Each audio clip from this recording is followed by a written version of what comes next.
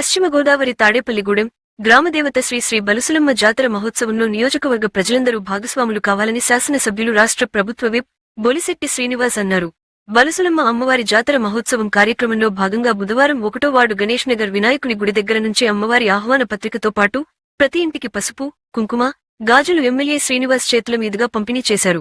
అనంతరం స్థానిక MLA camp కార్యాలయంలో జాతర ఏర్పాట్లపై సమీక్ష నిర్వహించారు. మార్చి 12వ తేదీన ప్రారంభమయ్యే అమ్మవారి జాతర నిమిత్తం ఎమ్మెల్యే కుటుంబం మొదటి విరాళంగా 5,55,555 రూపాయలు నగదును ప్రకటించి ఆలయ చైర్మన్ శ్రీరంగం అంజిబాబు, కార్యనిర్వహణాధికారి బివి చంద్రశేఖర్లకు అందజేశారు. ఈ సందర్భంగా ఎమ్మెల్యే మాట్లాడుతూ తాడేపల్లిగూడెం ప్రజల ఇలవేల్పు అయిన బలుసులమ్మ తల్లి ఆశీస్సులతో ఊరు సుభిక్షంగా ఉందని అన్నారు. వివాహాల సందర్భంలో అమ్మవారికి పానకాలు సమర్పించడం తరతరాలుగా వస్తున్న ఆచారమని తెలిపారు. 2014లో జాతర జరిపించామని అమ్మవారి కృపతో ఇప్పుడు మళ్లీ అవకాశం వచ్చిందన్నారు. జాతర నిర్వహణలో ఎలాంటి లోపాలు లేకుండా నిర్వాహకులు శ్రద్ధ వహించాలని కోరారు. ముఖ్యంగా ఆర్థిక వ్యవహారాల్లో పారదర్శకంగా ఉండాలని, ఎటువంటి అపవాదులు రాకుండా జాగ్రత్తలు తీసుకోవాలని కోరారు. దేవుడి సొమ్ము విషయంలో పవిత్రంగా ఉండాలని, వృధా చేయకుండా ఆర్థిక క్రమశిక్షణను పాటించాలని సూచించారు. బలుసులమ్మ ఆలయ కమిటీ సభ్యులే కాకుండా తాడేపల్లిగూడెం పట్టణ నియోజకవర్గంలోని వివిధ దేవాలయాల నిర్వాహకులను భాగస్వాములను చేయాలని సూచించారు. బలుసులమ్మ ఆలయంలో శాశ్వత అన్నదాన పథకానికి రూపకల్పన చేయాలని కోరారు. బలుసులమ్మ జాతర తాడేపల్లిగూడెం ప్రజలకు ఈ సంవత్సరంలో రెండో సంక్రాంతి కావాలని, నిర్వహణ కమిటీ ఆ దిశగా ప్రణాళికలు రూపొందించుకోవాలని అన్నారు. ఈ కార్యక్రమంలో ఆలయ కమిటీ సభ్యులు, కూటమి నాయకులు తదితరులు పాల్గొన్నారు. బలుసులమ్మ జాతరోత్సవానికి మొట్టమొదటి సందా ఇచ్చే అవకాశం కల్పించిన ఆ కమిటీ సభ్యులందరికీ పేరు పేరున ఉదయపూర్వ నమస్కారం. ఎందుకంటే అది కూడా అదృష్టంగా భావిస్తూ ఉన్నాం. మనం ఏది పట్టుకెళ్ళాం, ఈ చేసిన మంచి కార్యక్రమాలు మనతో వస్తాయనే ఆలోచనతో మనం ప్రయాణం సాగుతూ ఉంది. ఆ రోజు 2014లో అమ్మవారి ఆశీస్సులతో మరి ఆ గుడి కట్టించగలిగాం. ఆ రోజు మరి ఎలా ఉండేదో 2014లో అమ్మవారి టెంపుల్ అందరికీ తెలుసు.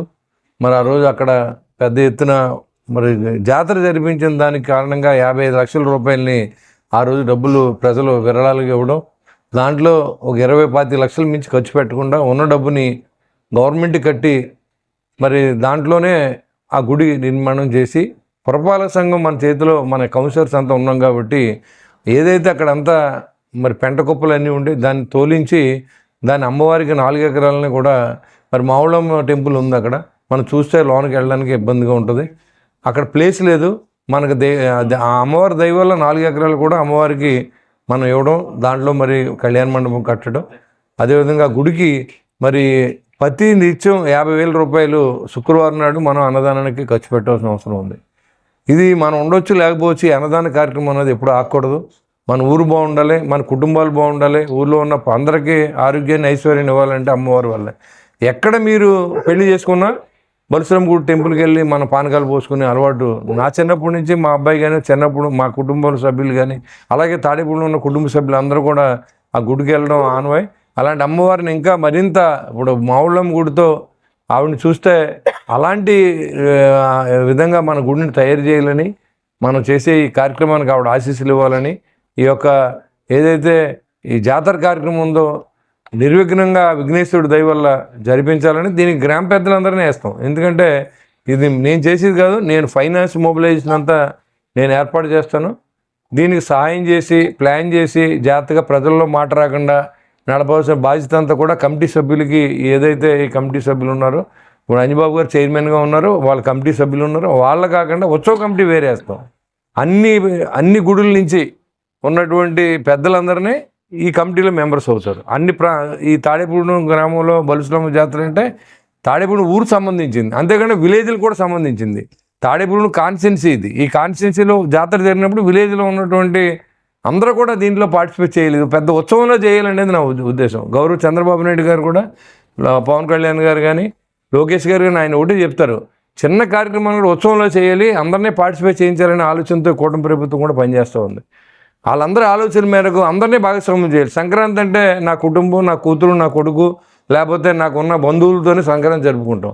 కానీ ఇది అలా కాదు. ఒక కులం లేదు, మతం లేదు, అందరూ కలిసి చేసే జాతర ఇది. అన్ని కులాలు ఉంటాయి, అందరూ కలిసి ఒక చోటు చేసుకునే జాతర, గ్రామ జాతర. కాబట్టి తాడేపూడి పట్టణం పుట్టకు నుంచి కూడా, మేము పుట్టక ముందు నుంచి కూడా బలుసులమ్మ తల్లి వారు ఉన్నారు. ఆవిడికి మనం చేసేది ఏం లేదు, ఆవిడ దయ వల్లే మనం ఇలా ఉన్నాం. కాబట్టి డబ్బు అన్నీ మనకు శాశ్వతం కాదు.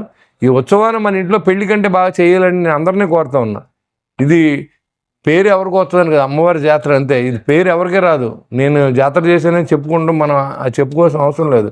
అది భగవంతుడు తెలియాలి. ప్రతి వ్యక్తి కూడా ఆలోచన చేసి ఈ జాతరకు సహకరించమని మిమ్మల్ని అందరినీ నేను కోరుకుంటూ, ఈ సంవత్సరం రెండవ పండగ మనకిది సంక్రాంతి. మరొక సంక్రాంతి లాగా సంక్రాంతి మించి జరగాలని నేను కోరుకుంటా ఉన్నా. నా మిత్రులందరినీ నేను దీంట్లో భాగస్వామ్యం చేస్తాను.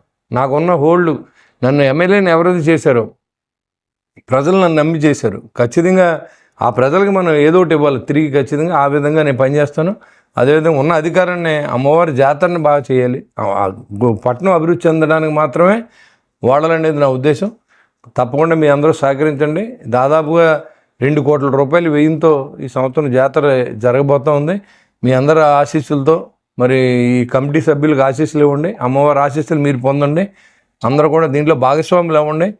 అదే రకంగా ఈసారి నుంచి ప్రతి శుక్రవారానికి ఈ జాతర అయిన తర్వాత ఆ వడ్డీ డబ్బులతోనే జాతర భోజనాలు పెట్టే విధంగా మీరు అందరూ సహకరించాలని కోరుతా ఉన్నాను. ఎందుకంటే